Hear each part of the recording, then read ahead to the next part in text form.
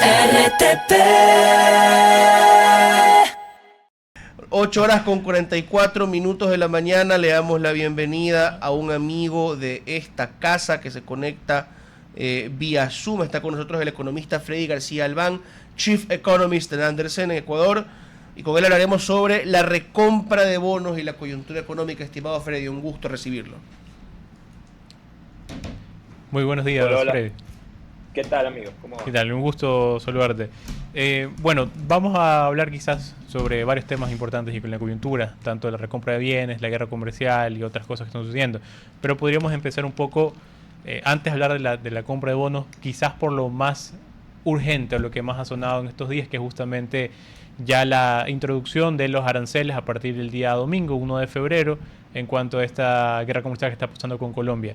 ¿Cuál es tu lectura de todo este conflicto y sobre todo a quién a quién le afecta más poder continuar con estos aranceles?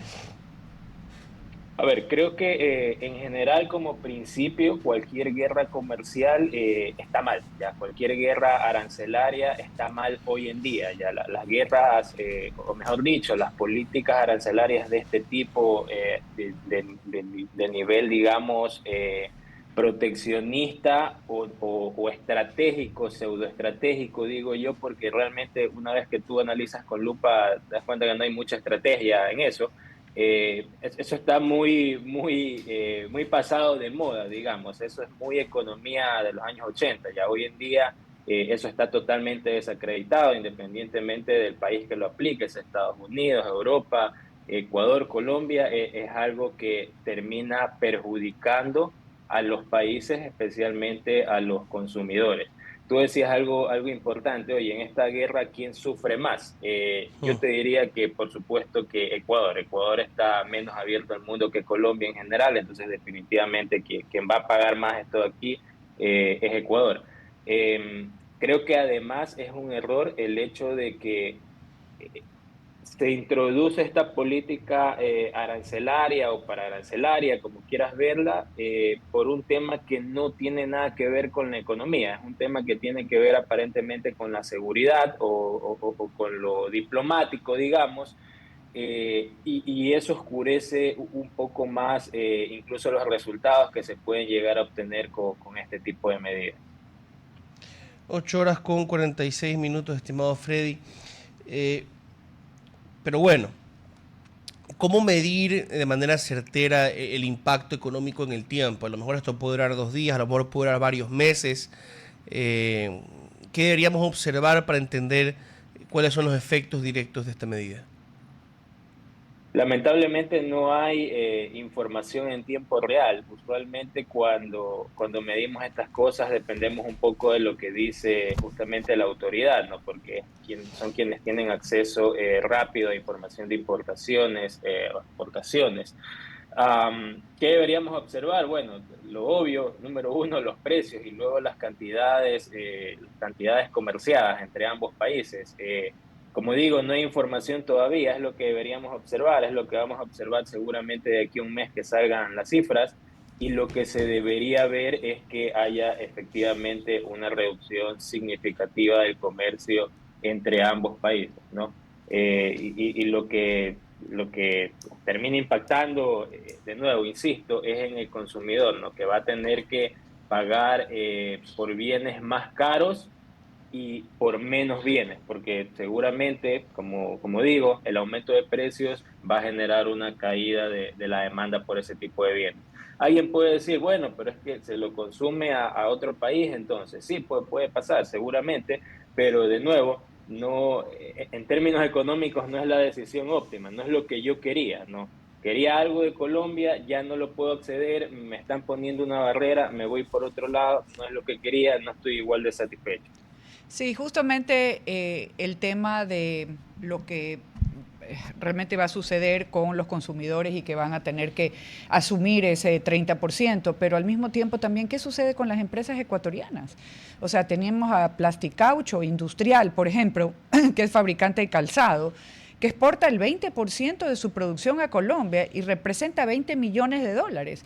Entonces, en el 2025. Entonces, hablemos también de todas esas empresas, Continental Tire, el sector de palmicultor, el sector arrocero, Italcol, Tecnoquímicas, Harina del Valle, o sea, Colgate Palmolive, o sea, cómo todas estas empresas en sí, yo sé que no va a ser eterno el 30%, pero y también veamos qué sucede hoy con Trump y Petro, porque en sí, para mí ese 30% fue dictado por Estados Unidos para presionar a Colombia, pero también qué sucede con estas empresas ecuatorianas que van a sufrir este costo adicional que no estaba presupuestado en sus balances del 2026. Definitivamente sufren. Creo que a diferencia del consumidor, las empresas, la mayoría, no todas, y depende mucho del sector, pero gran parte de las empresas en este tipo de situaciones lo que terminan es adaptándose en el mediano plazo, asumiendo que esto va para largo. Confiemos en que no, pero las empresas terminan adaptándose y eso no significa que esté bien, ¿no? Simplemente es la decisión racional óptima de las empresas ante la situación. Y esto puede terminar, desembocar en muchas cosas críticas, ¿no? Como que acabando cierta industria y que esa industria se transforme en otra totalmente distinta para poder sobrevivir. En todo caso, definitivamente las empresas terminan afectándose en el corto plazo, muchas terminarán adaptándose en el mediano plazo, asumiendo que éstas sigan. Eh, pero yo insisto en que realmente quienes pagan los platos rotos son los consumidores. De nuevo, insisto, no es que las empresas estén bien ahorita, definitivamente las están pasando mal y los trabajadores que están asociados a estas empresas también, seguramente. Entonces, seguramente todos dicen, no, que me van a despedir si esto sigue así. No lo descarto, sucede. Eh, pero de nuevo, quienes cargan la mayor parte del peso de estas guerras comerciales siempre es el consumidor, aquí en China, Estados Unidos, donde sea. Hablemos también de otra vez de La recompra de de la bonos. compra de bonos, que yo creo que es importante, porque hay un cuestionamiento. ¿Quién se beneficia realmente? Porque de 4.000 millones sale 18.000 millones. ¿Quién sabía antes? Ese para mí es bastante una interrogante que yo siempre digo cuando hay estas acciones que ya se han ejecutado. ¿Quién se ha beneficiado? Más bien, dejemos primero claros al principio los números, un poco para responder lo que dice Larissa. Por ejemplo, yo leía tu tweet que decías, decir que usaste 3.000 millones para recomprar 3.057 no suena a éxito. Entonces, con las cifras un poco, ¿cómo funcionó esta operación?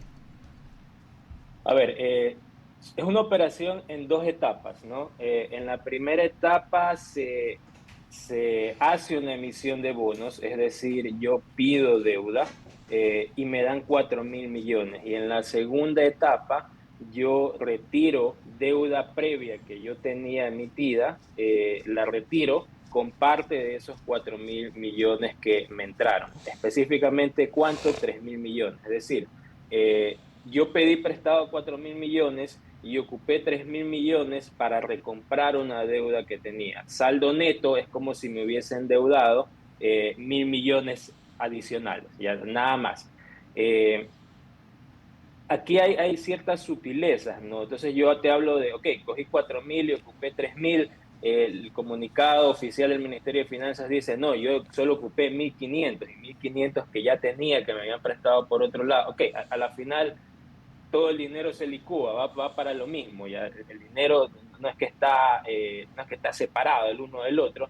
Entonces te endeudaste 4.000 millones y recompraste 3.000 millones. Esa es la idea. ¿Por qué hiciste eso y por qué se está criticando esta operación desde algunos sectores? Bueno, la deuda que tú retiraste tenía una tasa de interés de alrededor del 6.9% y la nueva deuda tiene una tasa promedio de interés de casi 9%, 8.9%. Entonces, claro, tú dices, oye, como que no es muy inteligente hacer esto de aquí, ¿no? Estoy pidiendo una deuda más cara y estoy retirando una deuda más barata, ya no hace mucho sentido. De hecho, con unos colegas decíamos, bueno, si tú le pones este problema a un estudiante universitario de matemáticas financieras, la conclusión del examen va a ser no seguir con la operación, ¿ya? Pero aquí es cuando entra un poco ya los detalles de todo, de la estrategia, digamos, de financiamiento del Estado. Con esto no es que quiero defender la operación como tal, pero creo que debe leerse como es, ¿ya? Ni aplaudir por aplaudir, ni criticar por criticar. Entonces, esta operación no resuelve un tema de solvencia, que es lo que usualmente se asume cuando se hace una operación de deuda, sino que resuelve un problema de liquidez de corto plazo. Lo que estamos haciendo con esta operación realmente es comprar tiempo, ¿ya? Estamos comprando tiempo porque este año había un monto importante que pagar. Entonces estamos pateando prácticamente esa deuda muchos años, ¿Cuántos muchísimos años más años o para ser menos? específico. Los bonos que retiramos empezaban a vencer este año, en el 2026. Hemos logrado patear la deuda hasta 2032, un tramo y otro tramo hasta 35. 2037. 37. Ok. Del 2032 34 y de 37 al 39. Y realmente ese cambio en años, esa variación nos alivia, digamos, la presión económica El nos permite tiempo, salir. Alto lo que tú me estás diciendo con lo que venía diciendo, ¿no? Compramos tiempo, pero el tiempo tiene un precio, ¿ya? Y ese precio justamente es la mayor tasa de interés que estamos pagando. ¿Qué ganamos con este tiempo que hemos comprado? Bueno, al menos que no se descalabren las finanzas este año.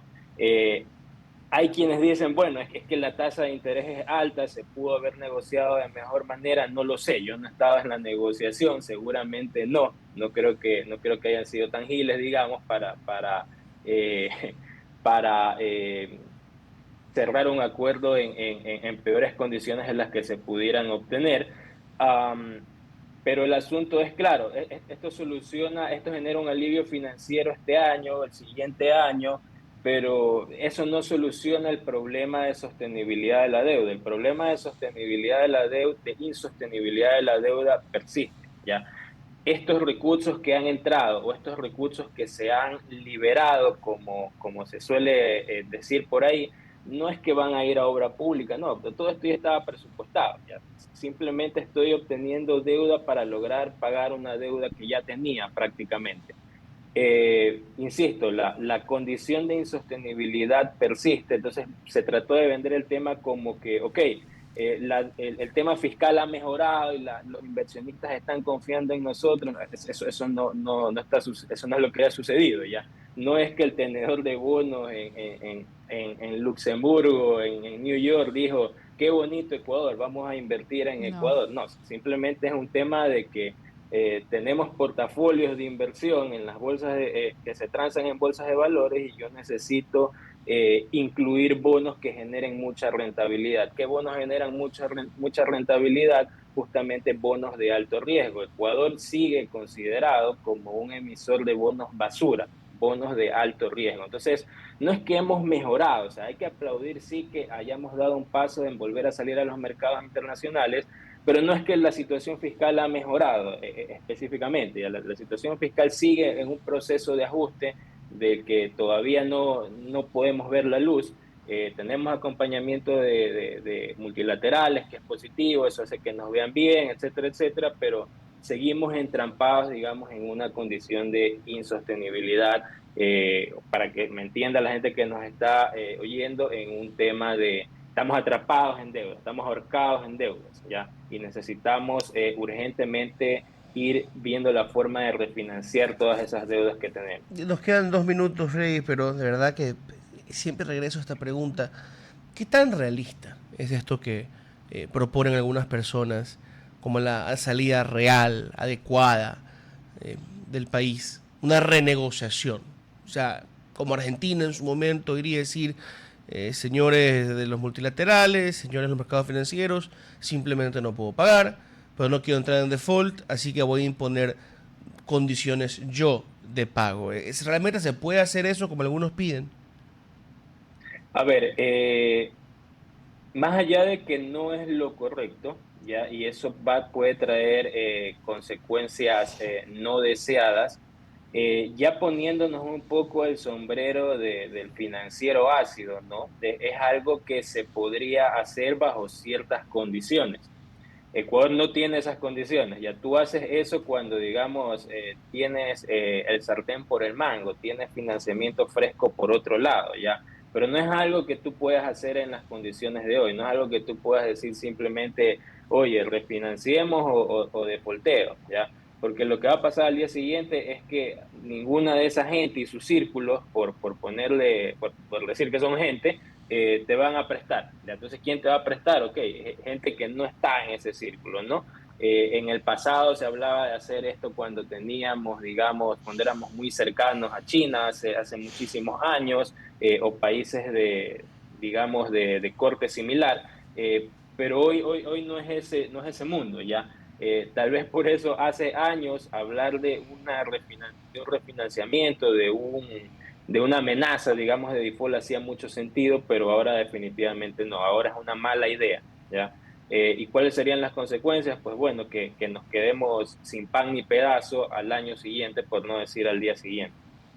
Ahora, China, si bien ha anunciado, y aquí lo hemos compartido esta noticia, desde hace años está lista para convertir el renminbi, el yuan, en su moneda, en la moneda de reserva global que reemplaza el dólar, si bien están colocando importantes cantidades de dinero en préstamos en distintos sectores, las líneas de crédito para países, digamos, sí se han reducido sustancialmente desde el 2017-18, un poco por las malas experiencias que han tenido en África, así que tampoco es que, Mm.